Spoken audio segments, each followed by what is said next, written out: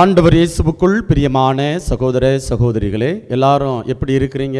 நீங்கள் எல்லாருமே கடவுளுடைய ஆசீர்வாதத்தோட மகிழ்ச்சியோட நல்ல உடலுள்ள சுகத்தோட இருப்பீங்க என்பதுதான் என்னுடைய ஒரு அசைக்க முடியாத நம்பிக்கையாக இருக்கிறது.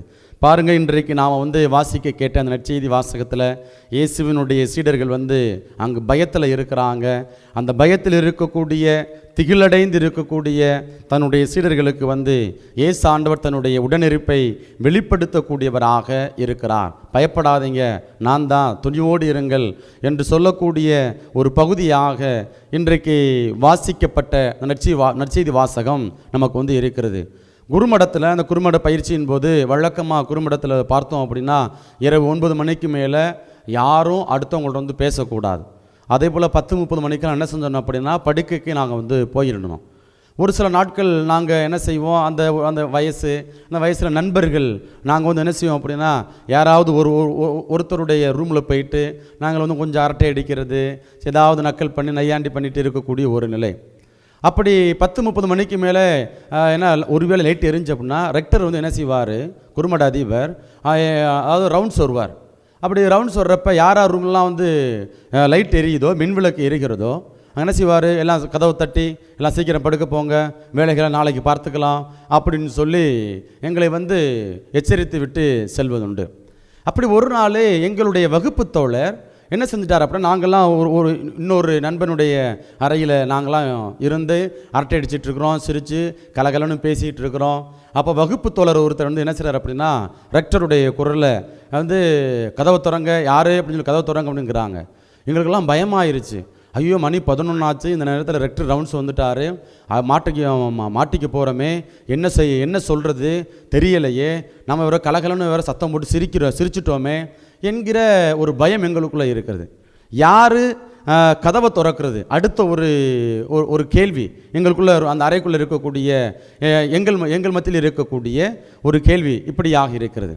இப்போ கொஞ்ச நேரம் என்ன செய்யணும், அந்த குரல் எந்த விதமான சத்தமும் கேட்கலை. அப்போ கொஞ்ச நேரத்தில் மீண்டுமாக கதவை திறங்கப்பா, நான் தான்ப்பா அப்படின்னு சொல்லி அந்த குரல் கேட்டது. அப்போ அந்த குரலை கேட்ட உடனே நம்ம ஃப்ரெண்டு தான் நன்மை அப்படின்னு சொல்லி நாங்கள் கதவை திறக்கிறோம். அப்போது அந்த எங்களுடைய ஃப்ரெண்டு தான் ரெக்டருடைய குரலில் வாய்ஸில் என்ன செய்கிறார் அப்படின்னா எல்லாம் கதவை திறங்க அப்படின்னு சொன்னது. அதை கேட்ட உடனே எங்களுக்குள்ள ஒரு விதமான பயம், அச்சம், கலக்கம். ஆனால் நான் தான்ப்பா கதவை திறங்கப்பா அப்படின்னு சொன்ன உடனே எங்களுக்குள் ஒரு விதமான ஆறுதல் வந்ததை நாங்கள் பார்த்தோம். இப்படிப்பட்ட ஒரு நிலையைத்தான் இன்றைக்கு நாம் வாசிக்கப்பட்ட நற்செய்தி வாசகத்தில் பார்க்குறோம். இந்த நற்செய்தி வாசகத்தில் பார்த்தோம் அப்படின்னா இயேசுவினுடைய சீடர்கள் கப்பர்நாகுமை நோக்கி போகிறாங்க, படகுல ஏறுறாங்க, மாலை வேலை, இரவு வேலை. அந்த நேரத்தில் அவங்க கப்பர்நாகுமை நோக்கி தங்களுடைய பயணத்தை பயணித்து கொண்டு இருக்கிறார்கள். இப்படிப்பட்ட இந்த வேளையில் இயேசு ஆண்டவர் என்ன செய்கிறார் அப்படின்னா அவர்களை நோக்கி அந்த கடலில் நடந்து வரக்கூடியதை நாம் பார்க்குறோம். இப்போ இயேசுவினுடைய சீடர்களுக்கு ஒரு விதமான கலக்கம், பயம், யாருன்னு தெரியலையே என்கிற ஒரு விதமான கலக்கம். இப்போ ஒரு திகிலடைந்து அச்சத்தோடு இருக்கக்கூடிய இந்த வேளையில் இயேசு ஆண்டவர் அஞ்சாதீர்கள், நான் தான் என்று சொல்லி அவர்களுக்கு தன்னுடைய உடனிருப்பை கொடுக்கிறார். அங்கே அலைகள் கொந்தளிக்கிறது. அப்போ ஒரு விதமான பயம், போராட்டம் அவர்களுக்குள்ளே இருக்கிறது. அப்போது இந்த இறைவார்த்தை பகுதி நமக்கு சொல்லிக் கொடுக்கக்கூடிய பாடம் என்ன அப்படின்னா, இயேசுவினுடைய சீடர்கள் எதற்காக கப்பர்நாகும் போனாங்க அது தெரியாது. அங்கே தலைவர் இருக்கிறாரு, இயேசு இருக்கிறாரு, இயேசு விட்டுட்டு இவங்க மட்டும் எதுக்கு போகணும், அதற்குரிய காரணம் என்ன, பின்புலம் என்ன தெரியலை. அவர் அப்படி தங்களுடைய பயணத்தை மேற்கொள்கின்ற பொழுது அங்கே என்ன நடக்குது அப்படின்னா அங்கே கடல் கொந்தளிக்கக்கூடியதை நாம் பார்க்குறோம். அப்போ ஒரு விதமான கலக்கம், போராட்டம். இப்போ நம்முடைய வாழ்க்கையிலும் இயேசுவினுடைய சீடர்களைப் போல அந்த வாழ்க்கை என்கிற இந்த கப்பலில் ஒவ்வொரு நாளும் நமக்கு நிறைய போராட்டங்கள் இருக்கும். பொருளாதாரம் சார்ந்த நெருக்கடிகள், கடன் பிரச்சனைகள், அதே போல் இந்த உடல் சார்ந்த பிரச்சனைகள், மனம் சார்ந்த பிரச்சனைகள், கணவன் மனைவி அந்த உறவு ஒற்றுமை இல்லாமல் இருக்கக்கூடியது. இப்படி பல நிலைகளில் நாம் பார்த்தோம் அப்படின்னா நம்முடைய வாழ்க்கையில் போராட்டம், அந்த போராட்டம், நெருக்கடிகள், இதை எப்படி சமாளிக்கிறது, அதை எப்படி எதிர்கொள்வது என்கிற ஒரு அச்சத்தில், கலக்கத்தில், பயத்தில் நாம் இருந்து கொண்டிருக்கிறோம். இப்படிப்பட்ட இந்த நிலையில் ஆண்டவர் நமக்கு சொல்றாரு, எப்படி என் சீடர்களை நான் தேடி சென்று அவர்களை பாதுகாத்தேனோ அதே போல அன்பு பிள்ளைகளே, உங்கள் நெருக்கடிகளுக்கு மத்தியில் நான் உங்களோடு இருப்பேன், உங்களை தப்புவித்து நான் பெருமைப்படுத்துவேன் என்கிற அந்த வார்த்தை வழியாக ஆண்டவர் நம்மை திடப்படுத்துவார். நமக்கு தேவையான வளமான வாழ்க்கை அமைத்து கொடுப்பார் என்பதைத்தான் நற்செய்தி வாசகத்தின் வழியாக ஆண்டவர் நமக்கு எடுத்துரைக்கிறார். பாருங்க, எசேக்கியேல் புத்தகம் அதிகாரம் 34 இறை வார்த்தை 11 இவ்வாறு வாசிக்கிறோம். தலைவராகி ஆண்டவர் இவ்வாறு கூறுகிறார், நானே என் மந்தையை தேடிச் சென்று பேணி காப்பேன். ஓர் ஆயன் தன் மந்தை நின்று சிதறுண்ட ஆடுகளை தேடிச் செல்வது போல நானும் என் மந்தையை தேடி போவேன். மப்பு மந்தாரமுமான நாளில் அவற்றை எல்லா இடங்களினின்றும் மீட்டு வருவேன் என்று சொல்லி அங்கு எப்படி ஆண்டவர் ஒரு ஆயனாக இருந்து தன்னுடைய ஆடுகளை, சிதறடிக்கப்பட்ட ஆடுகளை ஒன்று சேர்க்கிறார். அவர்களுக்கு தேவையான பாதுகாப்பையும் அவர்களுக்கு தேவையான திடனையும் உடனிருப்பையும் கொடுக்கிறார் என்பதைத்தான் இந்த இறைவார்த்தை வழியாக நாம் பார்க்கிறோம். பிரியமானவர்களே, இந்த எசேக்கியேல் புத்தகம் அதிகாரம் 34 இந்த 11வது வசனத்தில் நான் எப்படி ஆயன் கடவுள் நம்மை தேடி வருவார் என்பதை பார்க்கிறோம். அதற்கு முந்தைய பகுதிகளில் பார்த்தோம் அப்படின்னா 34வது அதிகாரம் 1 முதல் 10 வரை நாம் பார்த்தோம் அப்படின்னா அங்கு இஸ்ரேலின் ஆயர்கள், இஸ்ரேல் மக்களை ஆண்ட தலைவர்கள் எப்படி பொறுப்பற்ற முறையில் இருந்தாங்க, அந்த தலைவர்களுடைய பொறுப்பற்ற தனத்தினால அங்கு இஸ்ரேல் மக்கள் எப்படிப்பட்ட துன்பங்களை எல்லாம் அனுபவித்தார்கள் என்பதை விவரிக்கக்கூடிய ஒரு பகுதியாக நமக்கு இருக்கிறது. அப்போ இப்படிப்பட்ட அந்த நிலையில் தலைவர்கள், நான் பொறுப்பாளர்களாக ஏற்படுத்திய தலைவர்கள் அங்கே வழி தவறி பொறுப்பற்ற முறையில் நடக்கிறாங்க, தன்னுடைய வாழ்க்கை முறையை அமைத்துக் கொள்கிறார்கள், மக்களை திசை திருப்புகிறார்கள், தவறான வழியை வழிநடத்துகிறார்கள்.